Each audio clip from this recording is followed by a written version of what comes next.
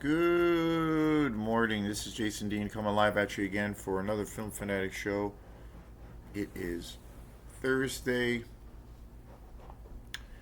September 11th. Wow, okay. I didn't realize it was September 11th. So, yeah, it's 11:06. Hope everyone's doing good. So, yeah,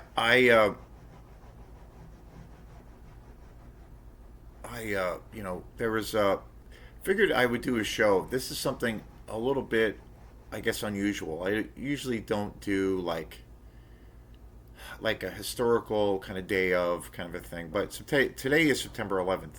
So again, it's this is going to be tied, you know, together with movies and some of those experiences that I had. I remember on September 11th. It's uh, it's a wild thing, when you think of, well, all being said, I rather be back in that time period than where we've been in the last 5 years. And not that it's a lesser of the two evils, but I think it was a little bit easier to navigate as a citizen in the United States then than it is now, to a capacity. So, but those tragic events were pretty intense and pretty scary and horrific at the time when they happened. Um, and there's been a few movies based on those events on September 11th. I remember at the time when I was where I was when that happened. That's a famous, a pretty common thing of when there's you know just seismic things that happen that are just kind of life changing or world changing events. You always kind of remember where you were. Like I always remember. I remember exactly where I was when September 11th happened, when the bombings happened at the two towers, when the planes crashed, shouldn't say the bombings, but when the two planes crashed into the two towers in New York City. I remember exactly where I was, like everybody, and also where I remember exactly the time and place of when I first heard of COVID, when that first emerged. I remember exactly where I was when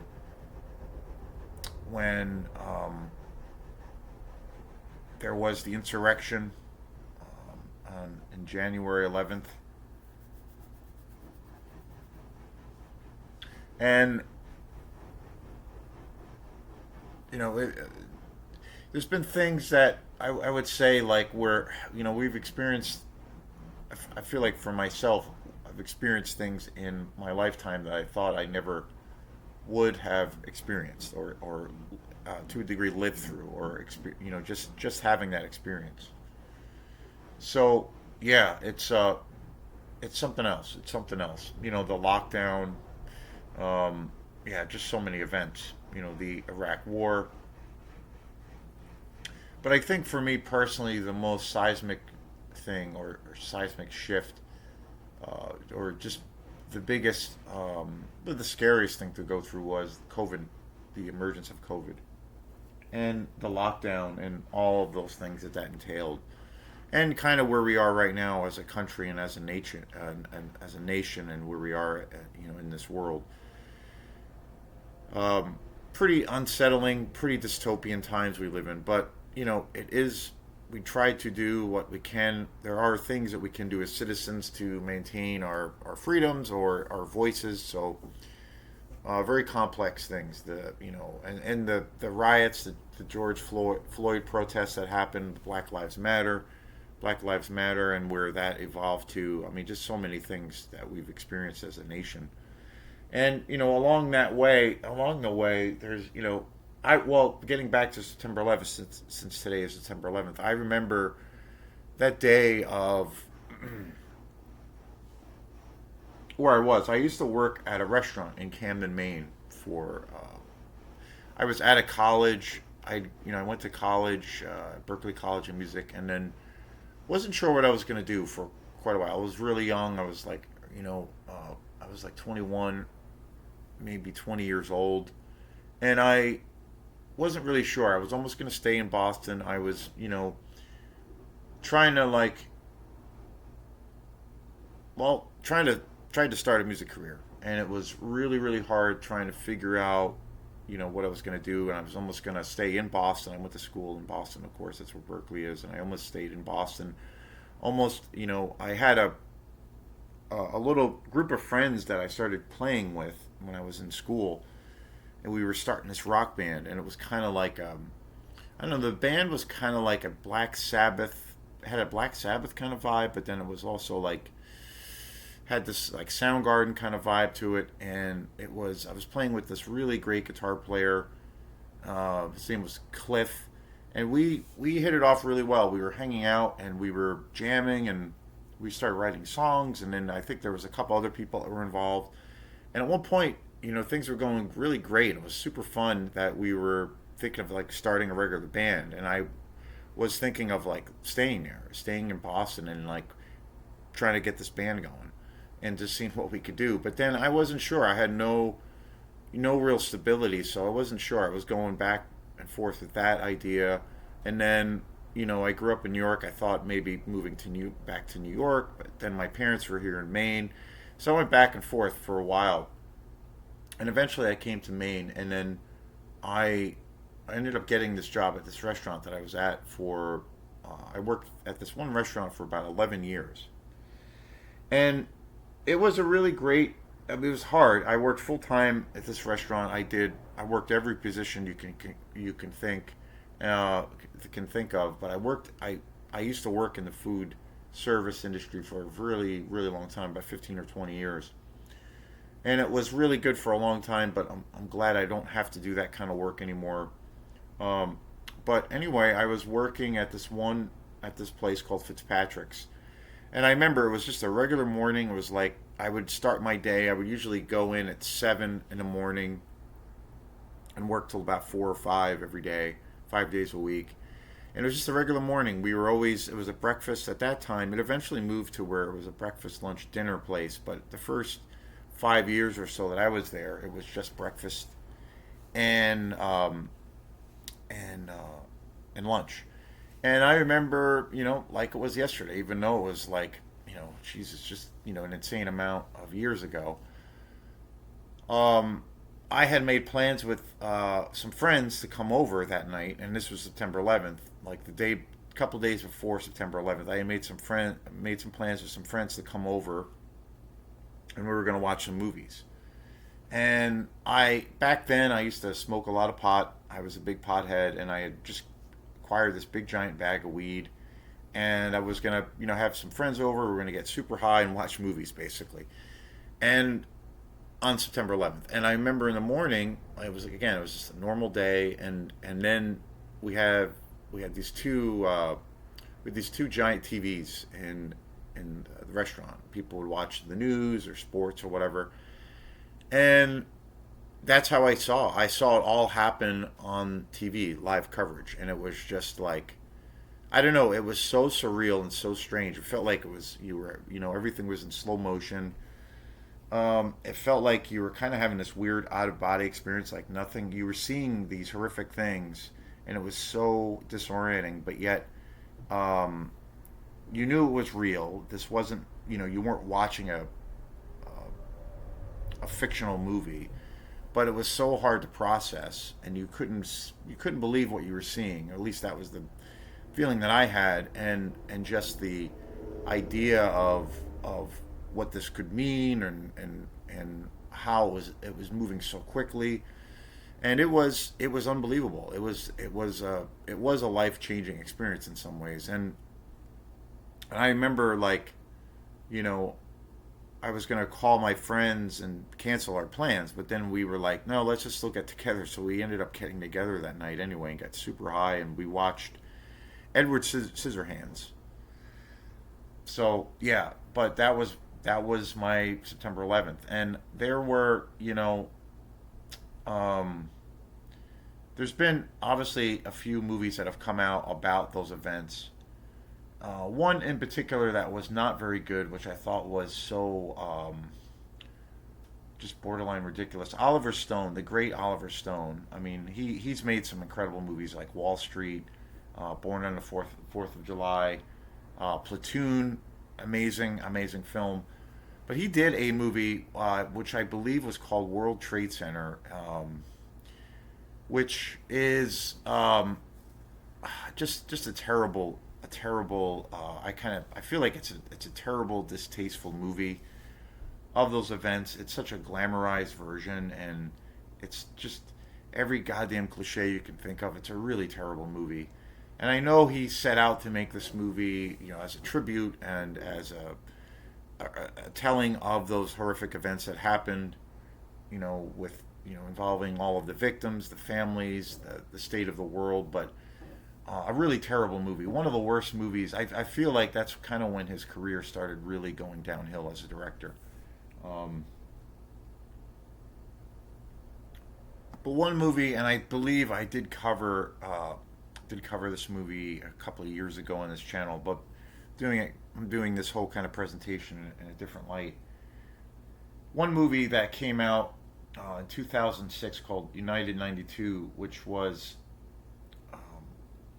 sorry, United 93, which came out in 2006. It was directed by Paul Greengrass, who had directed some of the Bourne Identity movies. And it's one of the most terrifying movies, I think. It is about one of the planes that was headed to DC, and it's essentially about that chain of events of this plane that was headed to DC, and the scenario of where the passengers tried to stop the hijackers. And the thing that's so miraculous about this movie is it's gripping, and it's kind of hard to watch, but it's got to be one of the most intense experiences, just in general as a movie. I mean, one of the things that's so incredible about United 93 is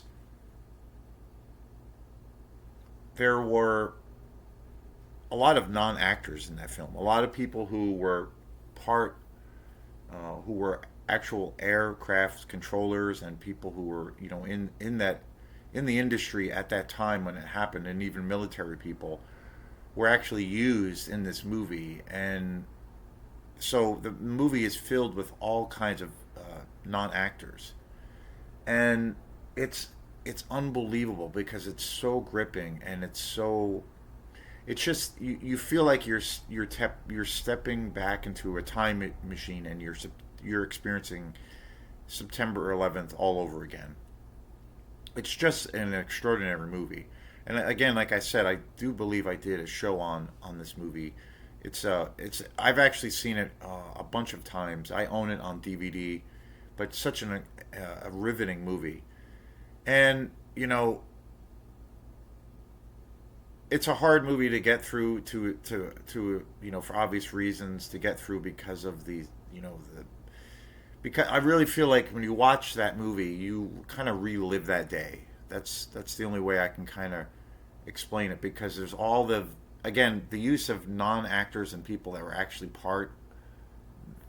there, and part of that day, was an extraordinary move to do that, by Paul Greengrass, to go that route. So it gives this movie, it feels like you're watching a documentary. And there are actors mixed in with. There's a few recognizable actors that I was familiar with, watching that movie. But I have it on DVD, and I've seen it a bunch of times, and it's an incredible movie. I mean, but as far as a film that deals or tackles the really horrific and complex events of that day, of today, of September 11th, there's no other film out there that does that like this movie. I mean, it feels like you step back into a time machine, and you're there again. Just such an intense movie. And I think, just as far as just I feel like it's also a really great thriller in a lot of ways, because you see everything is is kind of done in real time. The real, kind of systematic chain of events that occurred. Like you get you get a sense of that, and it all everything in the film unfolds in real time, and it's and it's unbelievable. You get the sense, you get the strong sense of this, well, the terror of the situation, the complete disorientation of what was happening, and how quickly things were changing, minute by minute, and how dangerous things got. And yeah, but aside from the reality of September 11th, of how that movie does such an incredible job with bringing that to the table, just as a film by itself. I mean, it's so well directed. It's the acting is just absolutely incredible. The script is incredible. It's got to be. I mean, there's out of films that have come out over the decades about true life events that have really left their mark, historically. I can't really think of a movie that does a more harrowing job, and incredible job than this movie. Maybe a movie like All the President's Men about Watergate. That's another movie which is one of my all-time favorite movies of all time. Yeah, and then another movie, Spotlight, about the pedophilia that was happening in the Catholic Church, and stars Michael Keaton. Those three movies, I just think, when you look at something historically that happens in reality, a film that dares to go and explore those ideas and revisits those ideas, you know, it's pretty rare when it's done so well. And Passenger 53 is one of those movies on par with those other films I just mentioned. An incredible film. Just if you look at it just as a film, I mean, it's an incredible thriller, really. I might someday get an update, an upgrade of it on Blu-ray, but an extraordinary movie. So I just wanted to do a quick little show about September 11th, and also, some of the movies that are tied to the horrific, one of the most horrific days in history. So thanks again, and we will see you next time. Peace.